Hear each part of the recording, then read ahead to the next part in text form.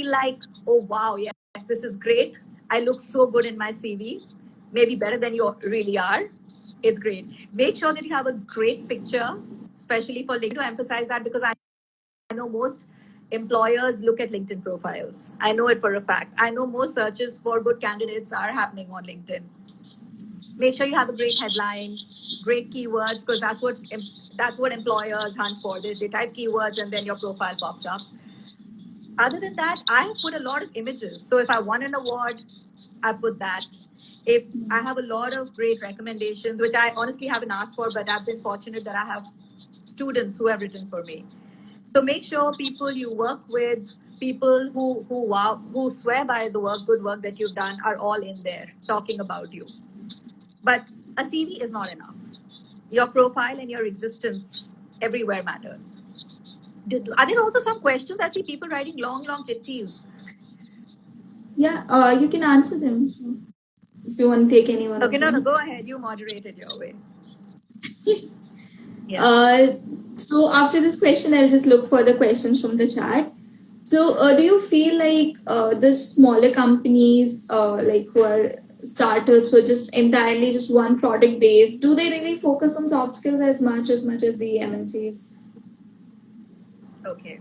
Now, that's a question I would have loved to. If you were sitting across me, I would have asked you the same thing. Do you not think smaller companies aspire to be multinational someday? They're so aware.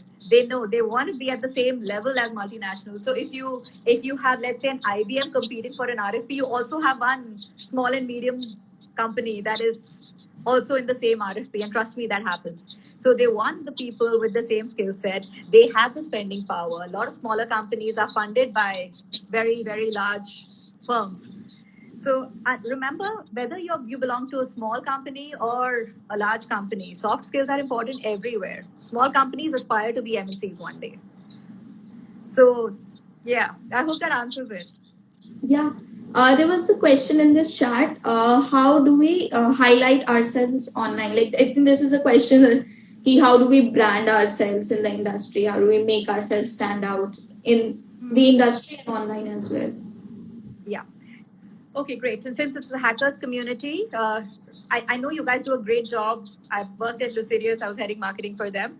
I know you guys do a kick-ass job with hacking, but remember, positioning yourself is very important. You can have all the skills in the world. It's like, I'm a great cook, but khud khai ja rahe ho, so how does it make a difference? Let someone else say, right, that you're a great cook. So if you're good at what you do, remember to position it well. What are the companies that you have impacted? What are the problems that you have solved? Maybe have a great headline on LinkedIn that immediately tells people that I can. Okay, I'm going to give you an example. I had a friend in LinkedIn who kept this headline for the longest time. He said, "Ask me how a VP of a company grew the revenue by $22,000 in some time." So it builds curiosity, right? So think of a great headline, and you all know where the headline goes on LinkedIn. So think of that. And branding yourself, really, for me as a professional, starts at LinkedIn. And resume is just an attachment. Most employers don't even look at it anymore. Oh, that is something I had no idea of, because we Yeah. usually, we focus all our energy on the resume, and most people, they don't even have an online presence. The freshers and candidates. Yes, I've seen that. I had a tough time looking. Every time I wanted to hire, I look at the profiles and I'm like, how can I even hire this person in a tech company when he doesn't even have a good presence online? So remember, you're applying for a tech company. You've got to have a solid presence online yourself. Tell us that you know it before we can tell you this is ye aapko ye karna hai. So, a lot of students, or friends and peers that I've met, they're really looking to get a job abroad. So, as you must have attended a lot of international conferences, you've met with so many people. So, what difference did you notice, like when talking to them about how different is the hiring process there? What should I really work on if I'm trying to get into a company abroad, say in New York or UK somewhere? Okay. All right. So again, very aspirational for most people to go out, experience a lifestyle abroad. Larger companies like, let's say, and IBM, Google, LinkedIn, Facebook, they all encourage movement of people. So let me take like my brother's example. He was in Hyderabad at Google, and then he moved to Dublin. And larger companies actually encourage this movement because they like this whole cross-functional thing happening. Immediately, just going out and getting a job in, let's say, a New York or a Singapore isn't that easy. It's always good to start from a base in India, and then there are job openings. There are always internal job openings. Apply to those, and that's a better way to get a job abroad, to move abroad with the company. I mean, then you also get relocation allowance, right? So why not make the most of it? Yeah. So I'd say that we should always, keep our options open and get ready to move. We shouldn't be afraid of the path that the company gives us. I mean, I would So say start your journey in the country itself, and most companies are very, very open to helping you relocate with their company if you've done well. Then you get the relocation allowance, and then you get the salaries at par with that particular country. okay, so the next question will be like, since you work so much in digital marketing, so like how is it? How's the sales and marketing field now? Is it all machines, or is there like human touch to it? How much? Okay, so sales not touched by machines. Sales has a different component now, which is inside sales that has come up. So while sales was always field in the past, where you went and met people face to face, right from selling Eureka Forbes, vacuum cleaners to anything else, it was more face to face. That has kind of changed, and there is a different part to it now, which is called inside sales, where you can close a deal without really stepping out. So inside, you close it, sitting inside an organization. So that's inside sales, but sales still needs the human touch. A lot of marketing largely is automated now, marketing automation. But again, what has qualified has to be closed mostly, unless it's B2C. If it's B2B, because we're talking technology here, if it's B2B, it definitely needs a human touch. So, like in our general life as a school student, college student, and even in the industry, being productive is very important. And a lot of people are so clustered and it's hard to manage things. So, would you like share some light on productivity, the art of minimizing or keeping small, realistic goals? Okay. So I actually think I've been very, very fortunate.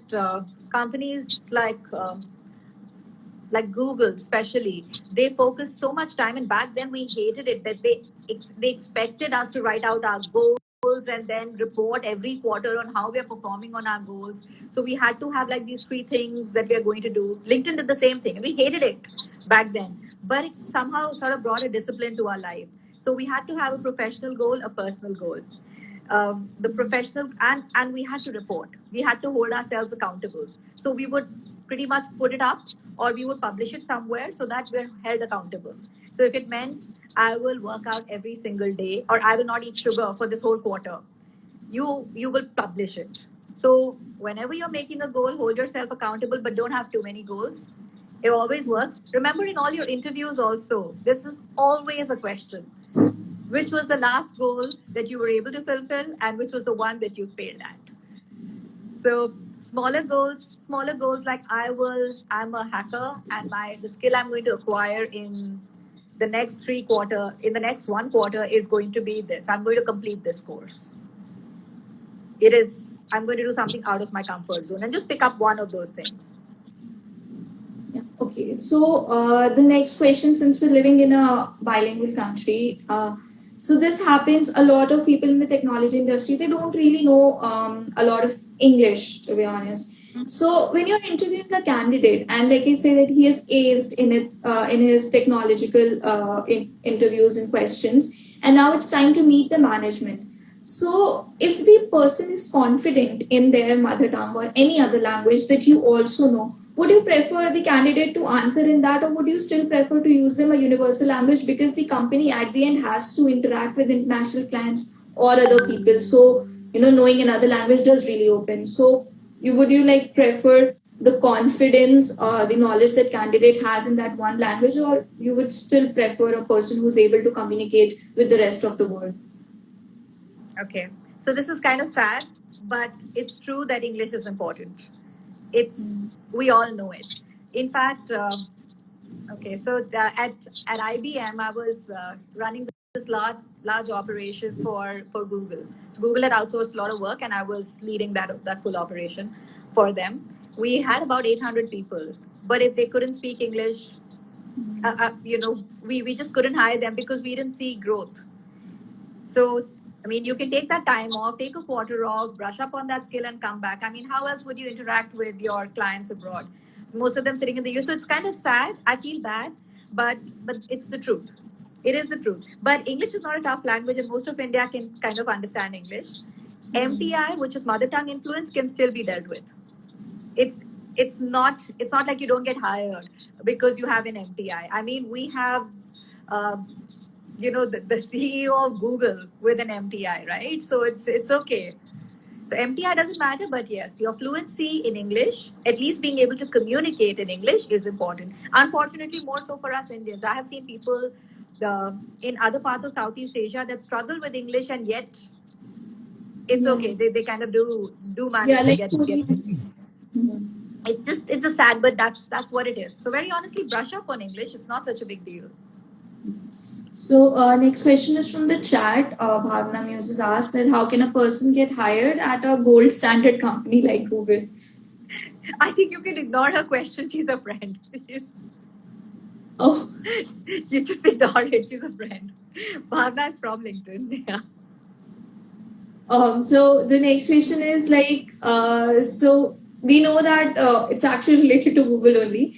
That Google does not really have a serious dress code, as so I've heard that you can come in like t-shirts because it's important that you're comfortable and then only you'll be productive at your job. So now that when you're sitting in other companies where being professional or being dressed up in a certain way is important, does it make any difference when you interview a candidate and say he or she comes up in a t-shirt and slippers and sandals? Okay. So I'm of the opinion that let's respect the person who we turn up for. I mean, just give it that much respect. You can be cool. Just get into the organization and be as cool as you'd like to be.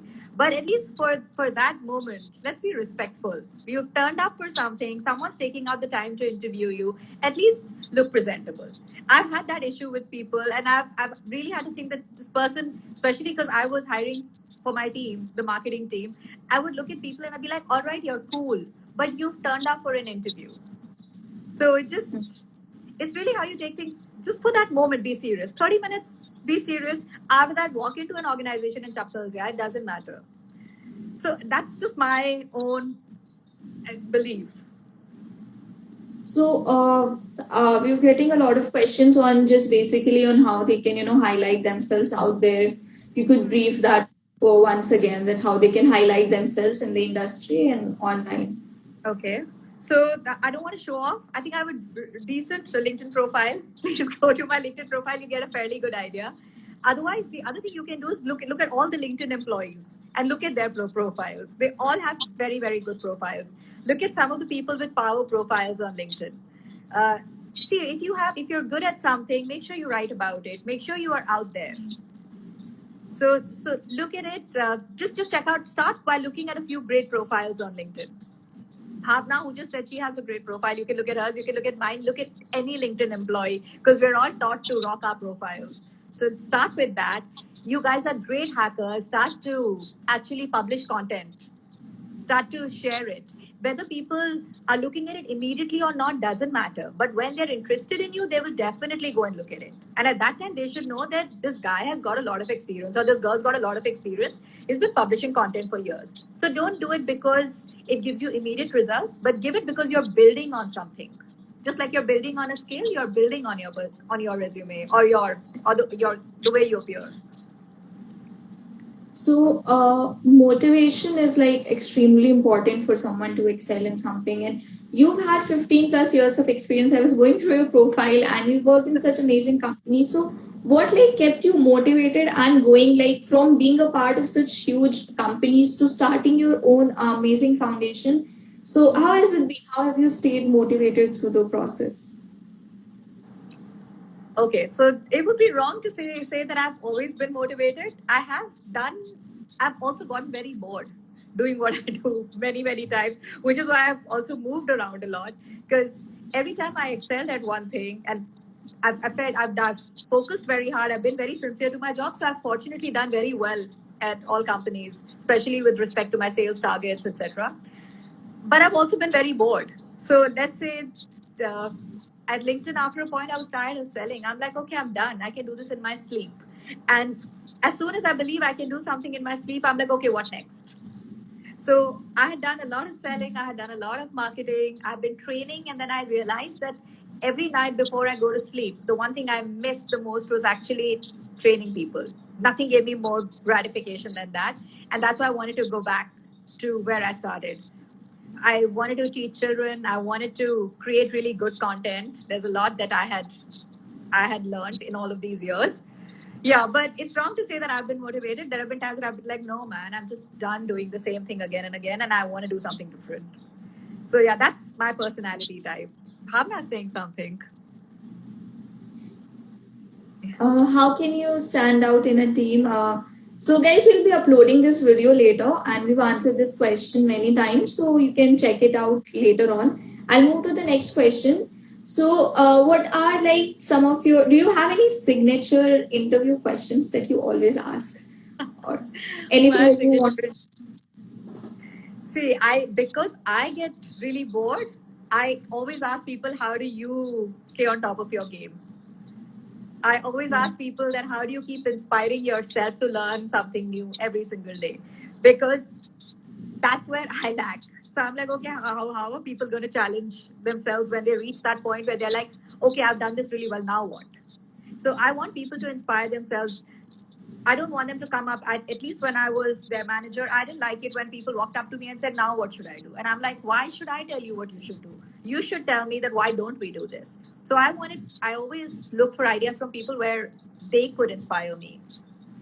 The one thing I also learned from Google as an interviewer was that you should always hire someone who's better than you. So I always look for that.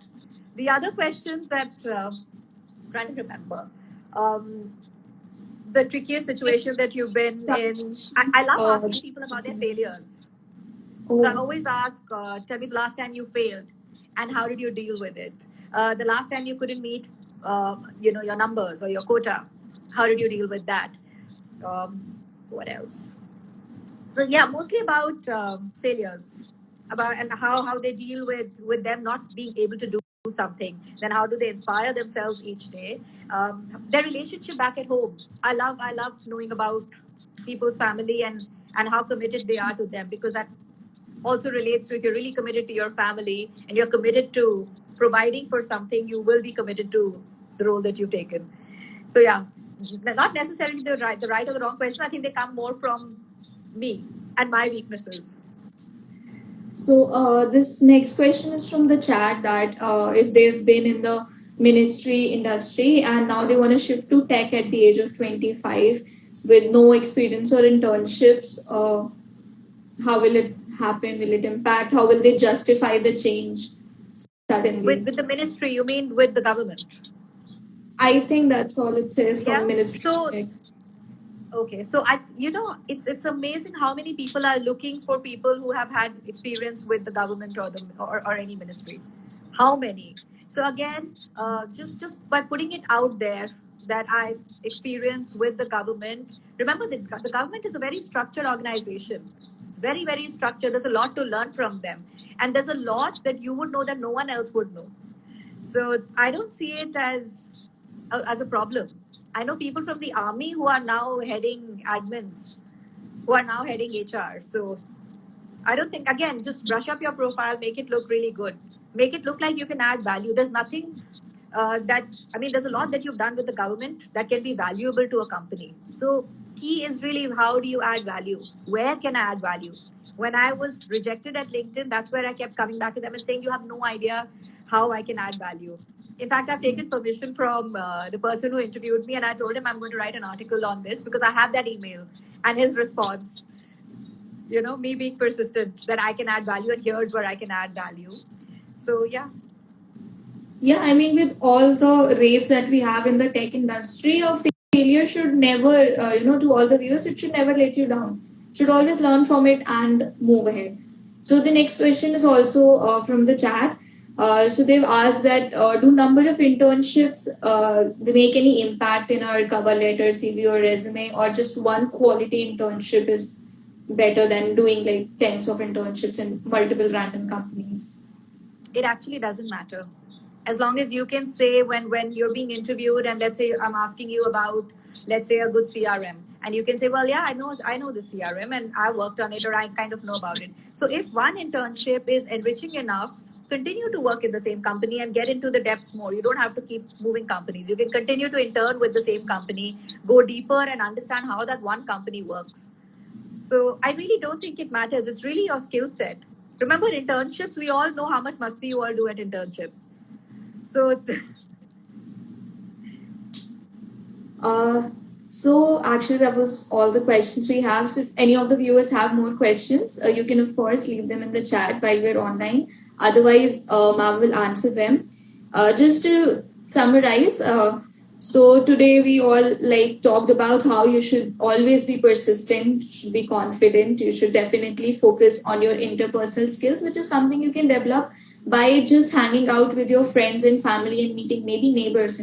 Interact with them, being out there, being able to ask what you want, being able to demand that this is exactly what you want and why you are right for it.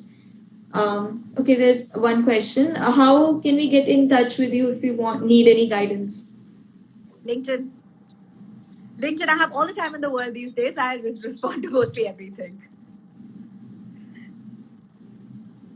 So, and last, like something that you would want to say to the Hackers Talk and to all our viewers and how they should stay motivated. Like, I know it's a hard time, lockdown, and right now we've had just long break. Most college students, like we were studying, and the second we go back to college, it's going to be placements. It's going to be all of them, just looking down and so So motivation. my suggestion is it's a blessing. Use this time to work on your online presence, to focus on how you look. I mean, think of a way you're all hackers or students. I'm sure you have a skill.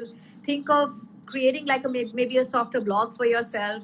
Everyone wants to talk to that person who's independently been able to accomplish something early in life.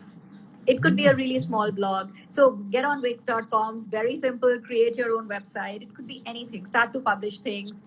Look at some of the great profiles, some of the great articles that people are writing on a professional platform like LinkedIn. I'm sorry, I'm doing a lot of LinkedIn, but it is a professional platform, and it is the only professional platform that people look up to.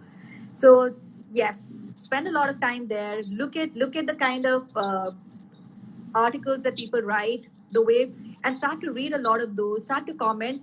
But remember, content is king. You might be the star wherever you go. You might close deals basis your relationship. But remember, content is king. Nobody is going to buy anything trashy. Yes, they will choose you because of your relationship skills, because of the trust that you have been able to build. But content and your product is king. So by don't never believe that interpersonal skills is all that you need. No, you don't. You need content and you need to be the star. It both goes well together. Thank you so much, ma'am. Yeah. It was nice to have you, and Very good